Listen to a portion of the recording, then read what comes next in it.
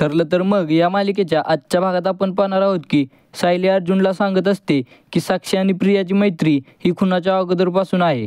हे सगळं गणित जुळू शकतं ना? अर्जुन म्हणतो हो करेक्ट. त्या रात्रीपुरतं मधुभाऊने वेगळं स्टेटमेंट दिले आणि प्रियाने वेगळं स्टेटमेंट दिले. म्हणजे आता कोर्टामध्ये सिद्ध होईल की त्या रात्री खोटं बोलणारी व्यक्ती आहे ती. आता सायली म्हणते प्रिया आणि मधुकर. अर्जुन म्हणतो बरोबर. आता अशा पद्धतीने अर्जुन आणि सायली प्रियाच्या शोधावर आलेत. यांना कळले की प्रिया ही सगळ्यात मोठी मास्टर माइंड आहे. तर बघा प्रियाने आता तिचा पुढचा प्लॅन सुरू केला आहे. प्रिया कल्पनाला म्हणते बघ ना मामी, काल रात्री स्वयंपाक कोणी केला? मी. नवऱ्याची वाट पण पाहत बसले मी. आणि सायलीने काय केलं? अगं ती मस्त रात्रीच्या वेळेला अर्जुनसोबत भटकायला गेली. अगं मामी, मला तर वाटलं होतं ना की तू त्या दोघांचे कान पकडशील आणि जाब विचारशील गं त्या दोघांना. पण नाही, तू कुठं तसं केलंस? कसं आहे ना मामी, अगं तुझं मन एवढं मोठं आहे ना की तू कोणाला काय बोलतच नाहीस. कल्पनाताई म्हणतात अगं ते दोघं ना ते त्यांचेच खरे करतात बघ. मग प्रिया म्हणते अगं मामी, पण तू जर अशी मालूल वागत राहशील तर ती सायली अशीच मिरवत राहील नाही. म्हणजे बाहेरचे 4 लोक तिला सुभेदारांची मोठी सून म्हणून मान देतील ना गं, पण तिच्यावर जबाबदाऱ्या शून्य.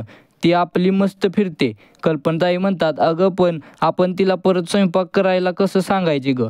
मग लगेच प्रिया म्हणते अगं काय हरकत आहे, तू सांग ना आई. अगं तिला सायलीला किचनपासून दूर ठेवतेस ना, तेच तर तिला हवं आहे ना.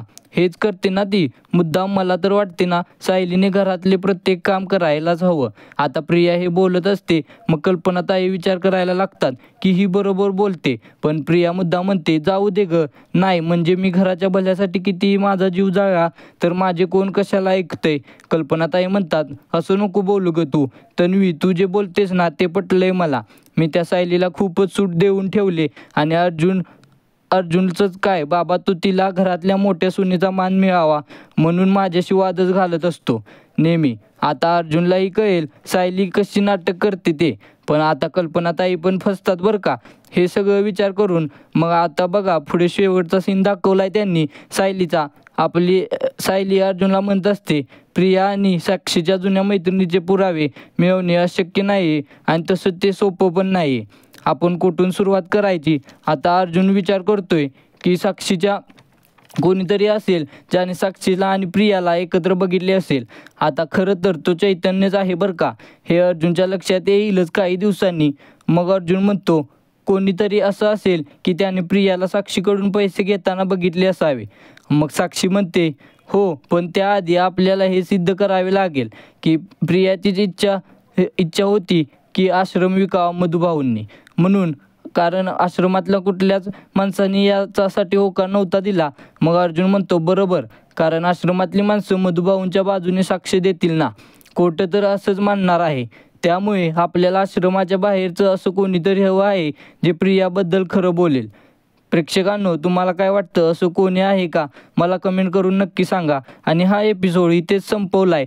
तर बघा पुढच्या प्रोमोमध्ये त्यांनी दाखवलं आहे दोघेजण बाहेर जात असताना ही ओरडते कल्पनाताई आणि म्हणते थांबा, कुठे चाललात? अर्जुन म्हणतो आमचे काम आहे. कल्पनाताई म्हणतात तुझे काम कर ना तू, पण हिला हिच्या जबाबदाऱ्या बघू दे. हिला बाहेर फिरायची गरज नाही. तुला जर इथे राहायचे असेल ना सायली, तर तुला घरच्या सगळ्या जबाबदाऱ्या उचलायलाच हव्या. मग सायली म्हणते आई, म्हणजे मी सगळ्यांसाठी पुन्हा पहिल्यासारखे नाश्ता आणि स्वयंपाक करायचा का? कल्पनाताई म्हणतात हो. मग सायली खुश होते आणि कल्पनाताईंच्या गळ्यात पडते. आणि कल्पनाताई कसं तर करतात. कसं तरी का होईना पण सायली कल्पनाताईंच्या जवळ आली बरं का, आणि सुभेदारांच्या फॅमिलीच्या पण. तर पुढील भाग खूपच रोमांचक असणार आहे. जर व्हिडिओ आवडला असेल तर लाईक करा आणि व्हिडिओ कसा वाटला हे कमेंट करून नक्की सांगा.